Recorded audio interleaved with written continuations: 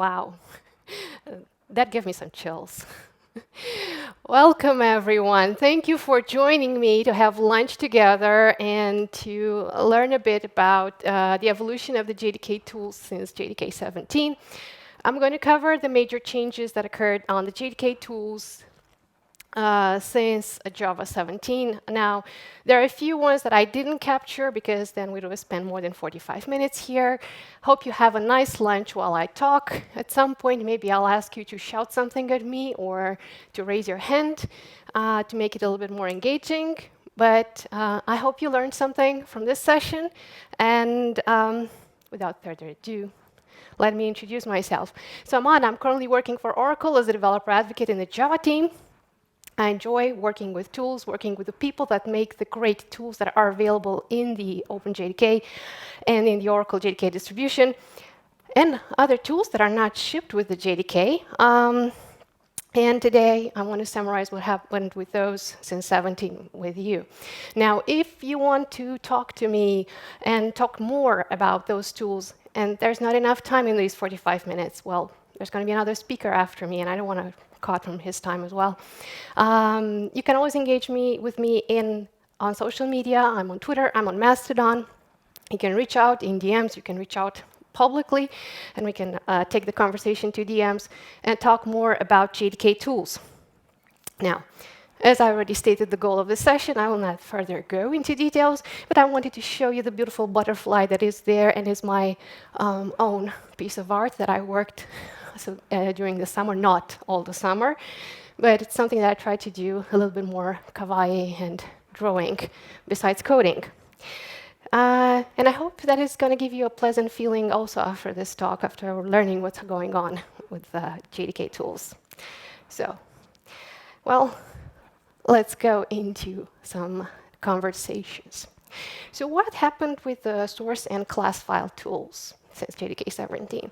And by source and class file tools, I usually refer to Java compiler, the Java launcher, the GWP, and other tools that are working with exactly the source and the class file. Now we're going to quickly go on what happened there that is more relevant for you as developers. So first of all, it's about noticing possible lossy conversions. And let's take this piece of code. Now, if we're having this computation done in our code, most of our time, we're going to see that the compiler says, hey, this is between incompatible types. You have a possible lossy conversion from double to long going on here. Okay. But if I prefer to do the same computation with a plus equals operator or anything in similar of operators that are using the equals, then this error, fun fact, before JDK 20 did not occur. So if you're having distributions that don't yet have the patch for the compiler for this one, well, you'll see that doesn't give you any error. So what happened when people realized that, hey, there's a lossy conversion going on there, but it's not that easy to notice it? Well, what happened is that a warning was added to notice that possible lossy conversion. And what the compiler got is a new option for xlint, which is called lossy conversion. And this one, if I'm running again my example and I'm compiling it, it was going to show that, well, there's an implicit cast going on from double to long. There's a warning for you. Pay attention. So before, we used to think that everything's fine. Now at least we get a warning, and it's on you or on me, who wrote that code, to go further with this issue. So that's pretty much all that is going on there. Now, if you want to look more into the change, I also attach in every slide a link to the change itself. Now, another one. Calling overridable methods in constructors. So until JDK 21, one could do this. So imagine that you have a subclass, and well, you have an inheritance situation.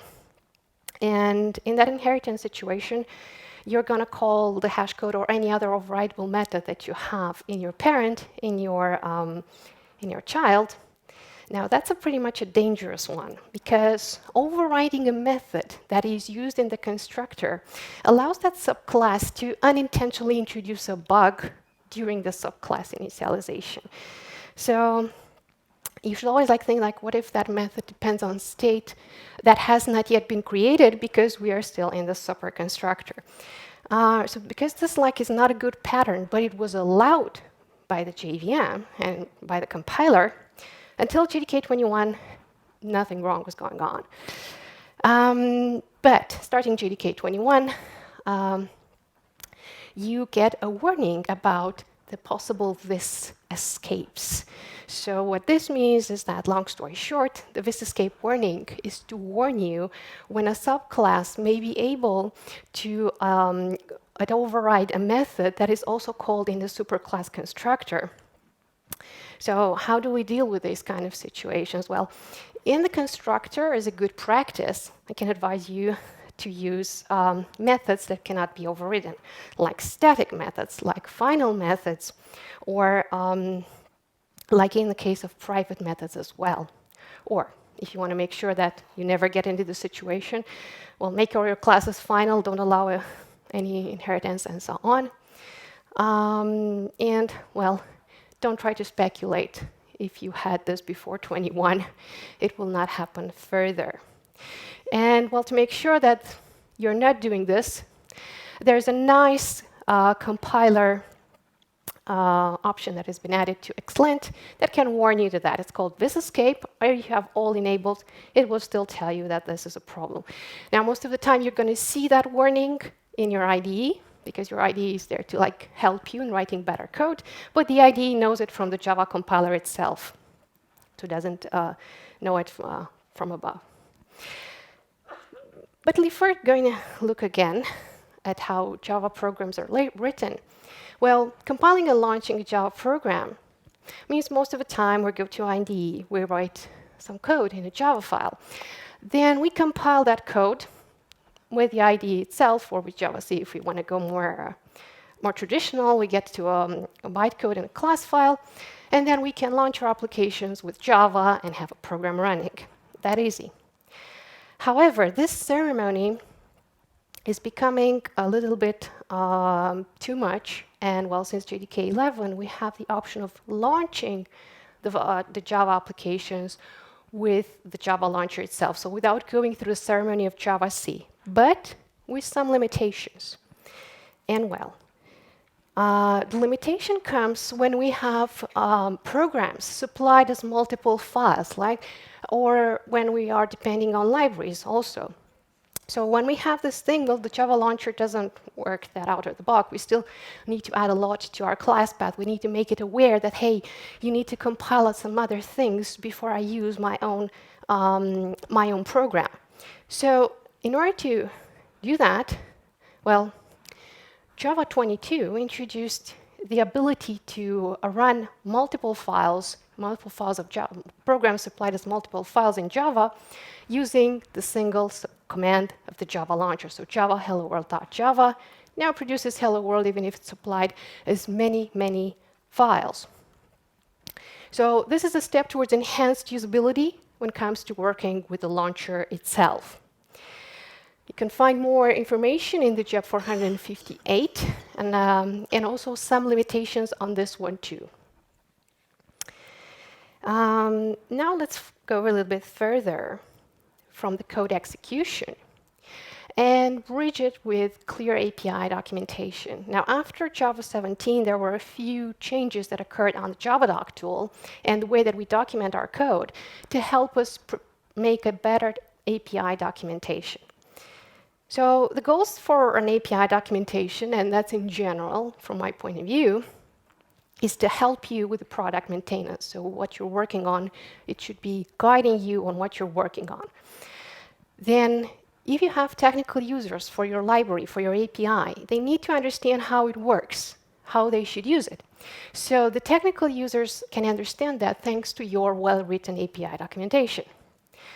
a well-written library and API documentation can increase the awareness and adoption of the software that you wrote, because if that is clear, that gives some more confidence to users to adopt it.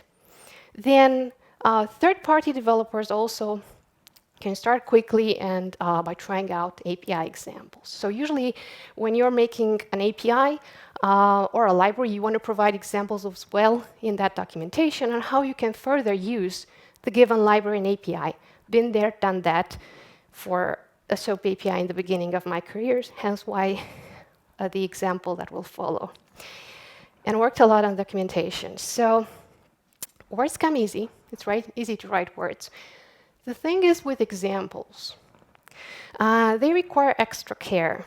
And, well, historically speaking, when writing examples, especially code examples, we've been we've been using a lot of code, of pre, also making sure that we're indenting correctly the code examples, because there's not much control of that.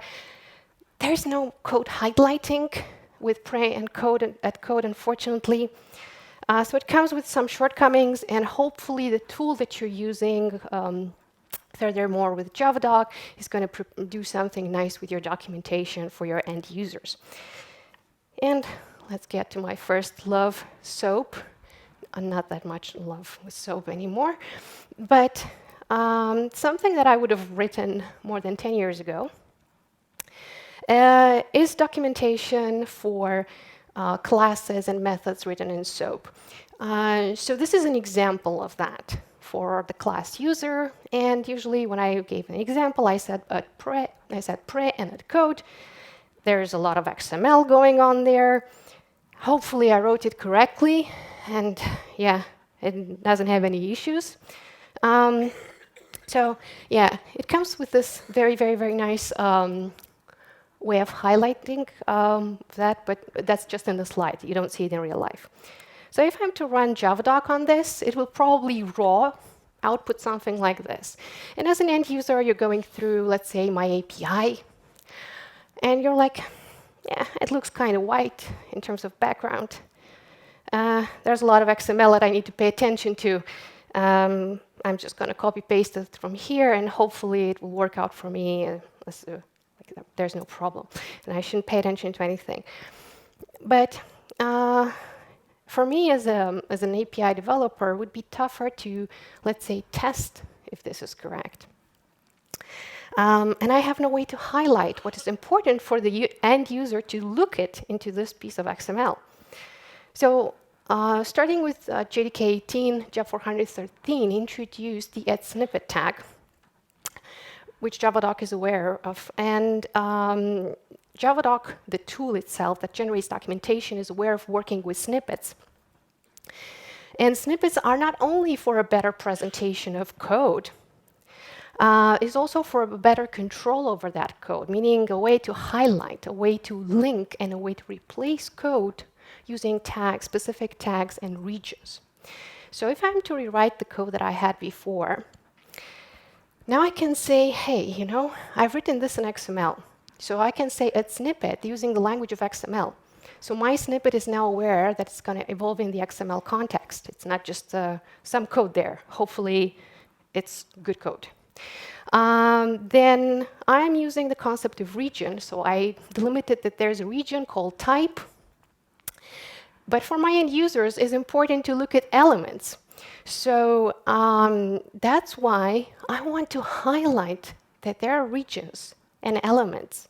And for them, it's important to know the name of my elements, because that's what is going to be important in the exchange of the my SOAP messages, the name of those elements, right?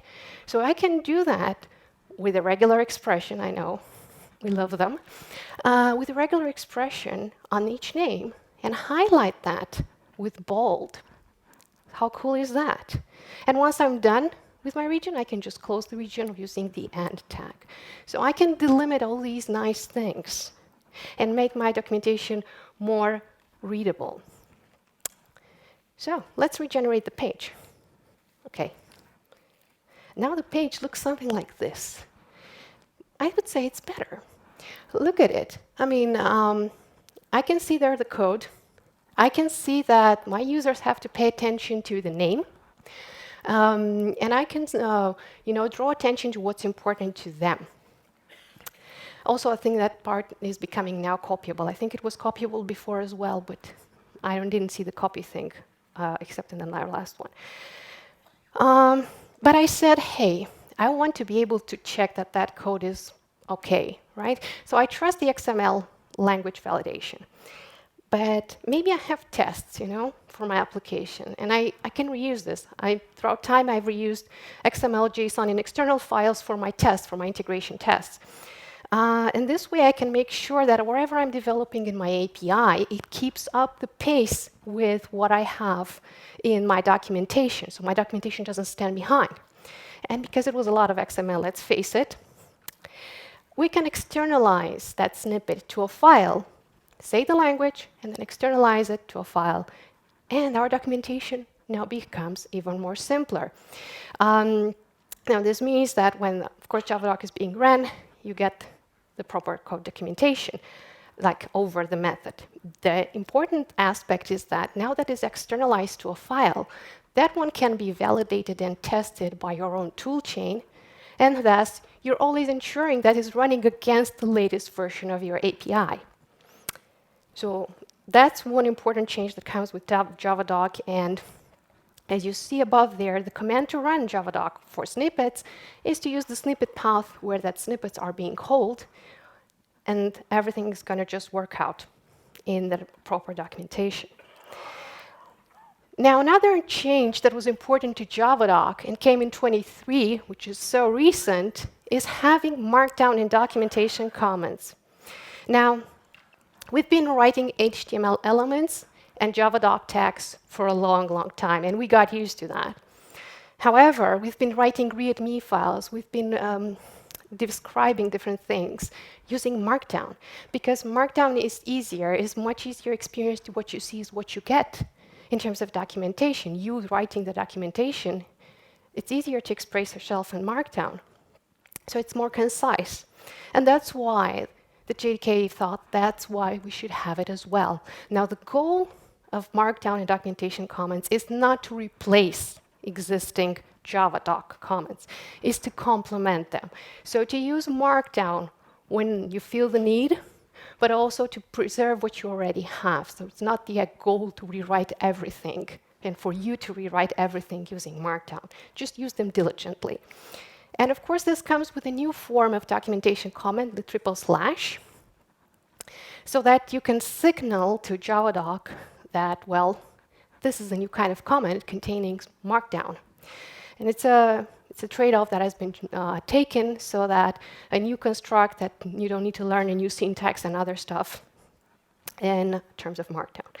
Now, this is going to be a lot of code, but you have to trust me by heart.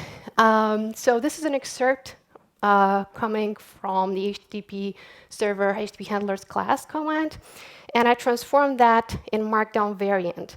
Now, if we're looking from compare the example from the left side to the one with the right side, the difference is that way less HTML, so things are clearer explained, but you're keeping the minimum of the code examples and others there as well.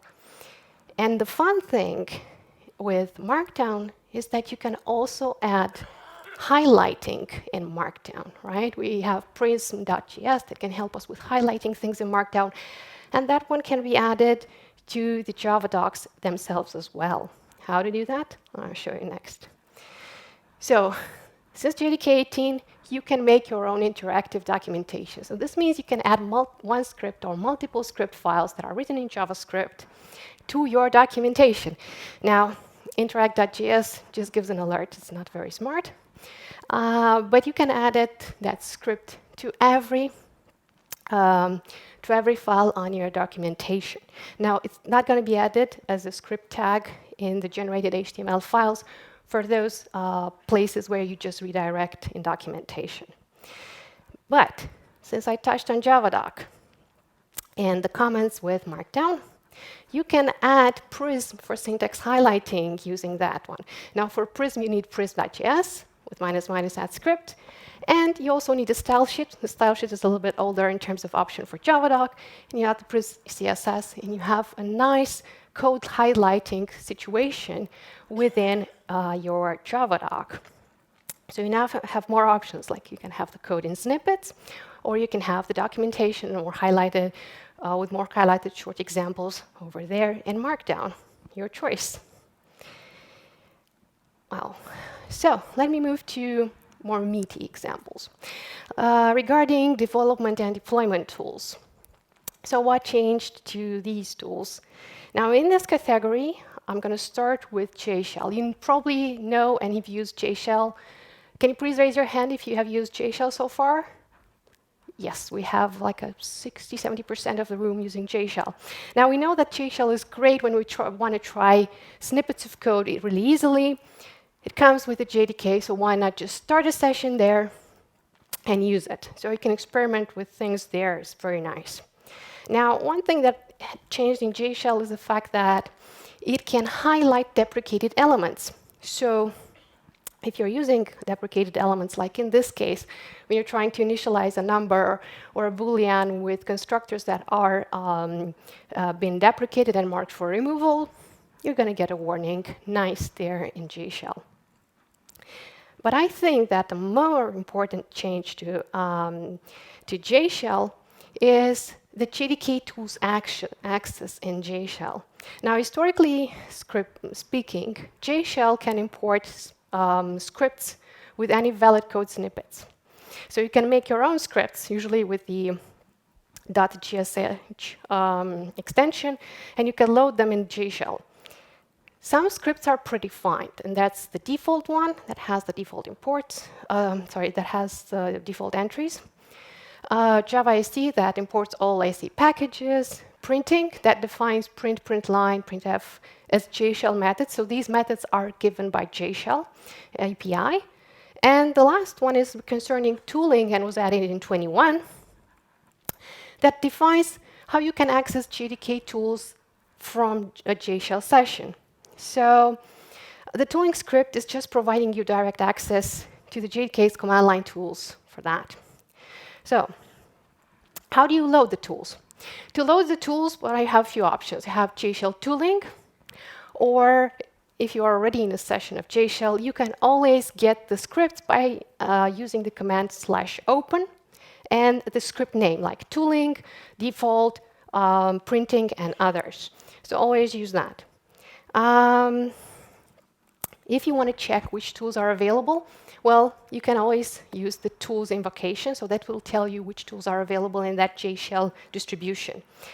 And last but not least, you can execute a tool command in the JShell session, like javac -version, in this case, very simple to fit the slides.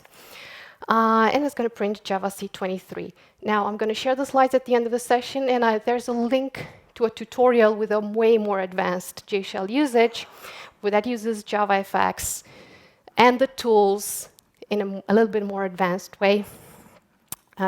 That's been recently published as well. So these pretty much are pretty great to not only fast prototype tool with Java in your JShell session, but also try different tools.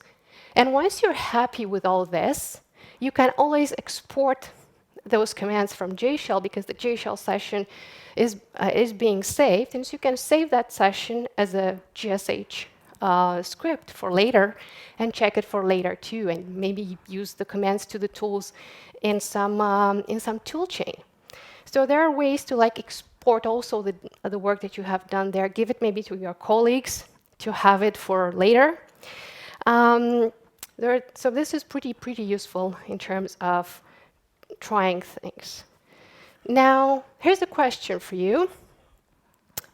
What would you use for local prototyping, testing, and debugging a client-server setup? You need to serve some JSONs to your colleagues, and you're just working with JSONs and you want to really prototype this fast as a server setup.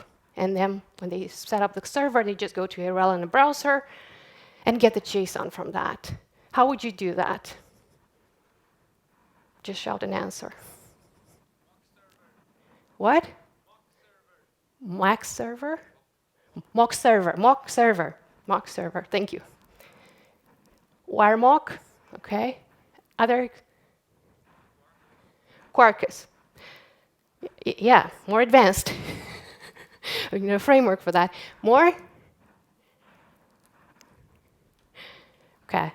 Okay, I'm not going to go further. I heard also throughout the time that I gave the session was Docker and some other more complex things. But with the JDK, it comes a tool called JWeb Server. So this is a JDK tool that can serve files. And it's pretty easy. It supports only HTTP 1.1, so it doesn't work with HTTPS. It supports only GET requests. For all other parts, it's just giving not allowed, not implemented. But this is a pretty useful tool that you can use to serve JSONs to your colleagues. If you have just dump JSON files, start JWeb Server in that folder, and it's going to serve them in the hierarchy. So there are some use cases for JWeb Server. Like, first of all, web development testing, like to simulate locally a client-server setup. So just start it up, and it's there. You can also use static files as API stubs for a web service. Like, it gives you, the path to your web service, and here's the response in JSON. Then, it's great for learning purposes, and is great for you to allow the search directory on a remote server from your local machine. Now, this is an experimental tool. You should use it just for experimenting. You should not think that this is something for, I don't know, making a server in production. So beware of that. It's also limited. But you can also start it with the Java launcher. So if you're just starting your application with Java, you can always add the module JDK HTTP server, and it starts like that as well. So you can have multiple ways of working with it, either the JWeb server or just invoke the module that it contains it. It's a very fun tool. But there might be more advanced use cases when you want to, making or maybe a little web server for testing purposes. So you can use the simple web server API for the other situations to support creation of more advanced use cases. So you can programmatically make your own server, make your in-memory server, for example, or in-memory file display and so on, just using the simple file server API. So give it a try. It's going to be fun and way less work to maintain it on the long term because it's provided by the JDK. Now, another tool for productivity is for packaging self-contained Java applications. Now, by self-contained application, I mean an application that is wrapped into a specific installable package to simplify its distribution. So most of the time when you're installing an app that runs on your laptop, that one is being distributed natively for your operating system. You see there which operating system you have, you download that one and so on. And this part is touching how you can package a Java application for self-contained distribution of it. So you can do that with JPackage. So that's the purpose of this tool. Now, prior to JDK 19, when you were installing an application that is coming to you as an executable, this application was considering that it's being installed as system-wide. However, not all the time we are the administrators of our environment where we install things.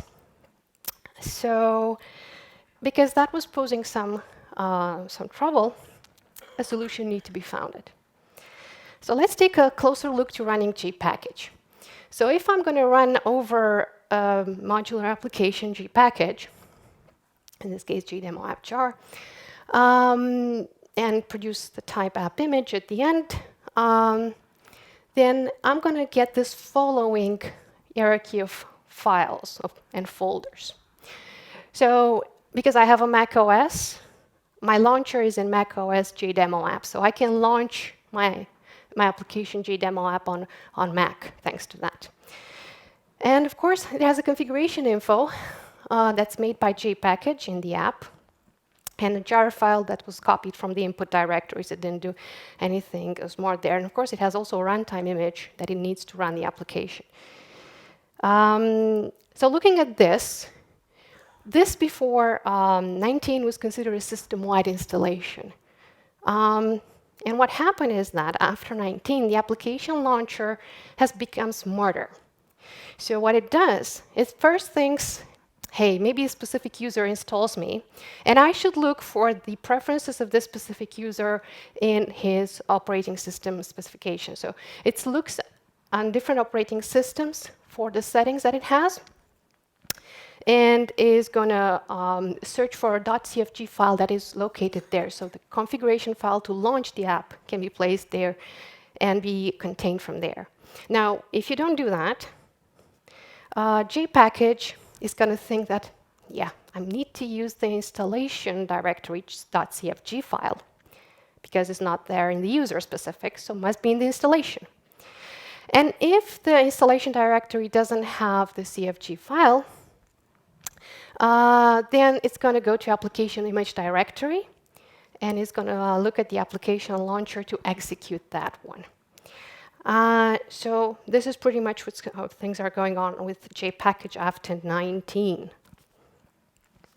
Quickly go through the security tools as well. So we've seen how the tools for source and development have been changed. There's a little more change with JLink, the way that it handles the compression. So before, I think, 21, it used to be 0, 1, and 2. Now you kind of get a warning if you're using the 0, 1, and 2. And it uses the JMod types of compressing things, like a zip 0 to 9. I can show you how that works afterwards, and what's the default value and stuff like this. But apart from that, I don't think that I've missed anything that's more related to deployment and development tools from 17. And moving forward to security, well, security tools, they get some updates from time to time because they need to keep pace with what's going on in the security space. So this one is more like a nice-to-have thing because all the other tools in the JDK had a minus version. Also, the security tools got a minus version option for key tool and jar signer. So now you have this as a nice to have. It prints which version you got the tools from in case you are, I don't know, some kind of environment and you're using key tool and you don't know which Java version I have installed or from which key tool, from which Java version is running here. You have the version there or jar signer. Now there are some updated options for key tool. And by that, I mean that if you're using minus gensec key and minus import paths with values that are having algorithms that are weakened, now you get warnings. So these are being interpreted better for you to know that you're using weakened algorithms. And moreover, for jar signer, there's a new option called minus provider path that can help you add a path to your provider when you have a specific provider that's not in the JDK, but it's outside the JDK, and you can give that when you're signing your jar. But more importantly, if you used alt signer or alt signer path before in your toolchain for jar signer, they have been removed since JDK 21. So they're not there anymore, and hopefully you are not using them either. So you won't get an error if you're trying them after JDK 21. That was pretty much it with the JDK, with the security tools.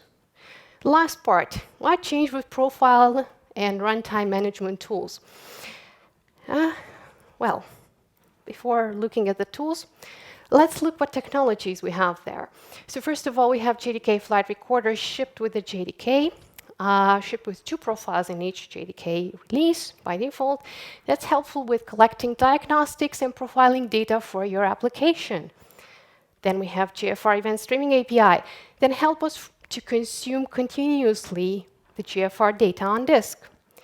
And we have JDK Mission Control, which is a set of tools for managing, monitoring, profiling, and troubleshooting Java applications. So it's not just one tool, it's more.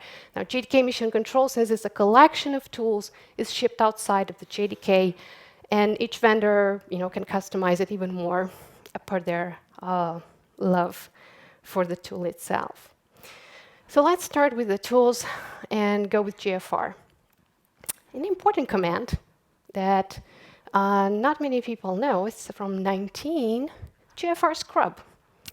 So what this command do, well, in case you're doing profiling of an application or continuously recording data about an application, this command, after you have written the data in a .gfr file, it can help you filter that data. So it can happen that, I don't know, in the data that you have profiled for your application, there can be sensitive stuff. And you realized afterwards, oops, collected sensitive stuff. I shouldn't have done that. There's a way to scrub that recording with the GFR scrub command. So there are filters that you can apply on the recording file, and that's going to be there in an output file also.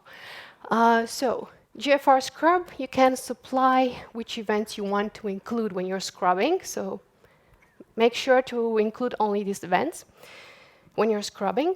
Or you can include a category and exclude events from that category. So you can say, hey, I want to capture everything about garbage collectors, minus this event about JDK JC Locker. I'm not interested in it. So you can exclude events like this. And lastly, you can remove all events by category by saying, hey, GFR scrub, exclude categories, everything that's related to JC. I don't want to know what's going on there. So pretty useful when it comes to like trimming the recording data once that happened. Another command that comes with that comes for GFR, this was in 21, was the GFR view command. So JDK 21 comes with GFR view command to display aggregated event data in the shell, so that you don't all the time go to JDK Mission Control to see aggregated event data. So you can use this command when you're starting your recording, after you're starting your recording, and use it like that, using with JCMD. So once you start your recording, you can use JCMD and say GFR view to that application itself. You can give the jar name, you can give the process of your JVM, it works. Now in this case, the GFR view is on hot methods, which means the methods that are mostly used by your application. This was what I caught for a simple Spring Boot app in my mostly used methods, and it was pretty much after I started the application, which can be easily seen here. But it has way more useful views on garbage collectors, on memory leaks, and others that can help you gain aggregated data on what's going on with your application from your recording. So I would say it's more of a filter to GFR events in a nice aggregated table command. And since I mentioned JDK Mission Control for so long, there are a few changes with it as well. So those of you that have used JDK Mission Control so far, well, starting with JDK Mission Control 9, it requires at least JDK 17 to be installed to run on your computer. But the previous version introduced JMC graph view to allow limiting the number of nodes displayed. And you can render now large graphs using smart pruning. This helps you to focus on specific methods that are ran by sampling. I'll give you an example of commands and how you can see that, like where to go in the view to observe that, and how you can trim the data points that you're looking at. So for example, in this print screen, I can go and select the number of nodes in my graph view to get a better look at the nodes of what I have in my recording, and gain more insights by looking into it than at the overview with like the big rectangles there. Now there's some flame view enhancements that limits the data displayed on the view. So you can now select either allocation size, sample weight, or TLAB size. Also starting with JMC 9, the Flame graph is now rendered with Java Swing. That's something under the hood. Previously, the graph was rendered using an embedded browser. Now it's not the case anymore, as written in Swing. So this is more like under the hood enhancement that occurred with JDK Mission Control. And yep, that's how the sample weights are going on. So if, the way that you can go into, for example, a Flame view, you can filter by sample weight to have a better look and trim through those examples through the sample weight there. Now, I'm not having a lot of time left, and I want to leave some time for the questions. But before leaving you with that, there's more coming from us, from the Java team. So there are ways to look at what tutorials with Java we're publishing on dev.java, latest news on Java on inside.java. And of course, we're publishing videos and tutorials that are more interactive on our YouTube channel. These are the useful links that I used in my presentation, but you get the full tutorial on JWeb server or advanced JShell usage or JPackage usage, so more and more in advanced and in detail things that you can look at further when exploring the JDK tools. But also there's a part with monitoring job application security with JDK tools and JFR events. That's going to be also tools in actions tomorrow, which of course is going to be action and focused on JDK tools, and meet live coding in front of you tomorrow evening. This are where the slides are found with all the links, with all the details that I have kept you on here during the lunchtime. And I want to thank you and rate this session. I'm looking forward to your feedback, but also looking forward to catching up with you here at Devoxx. Enjoy Devoxx, just started, and hope you have a great time while being here. Thank you.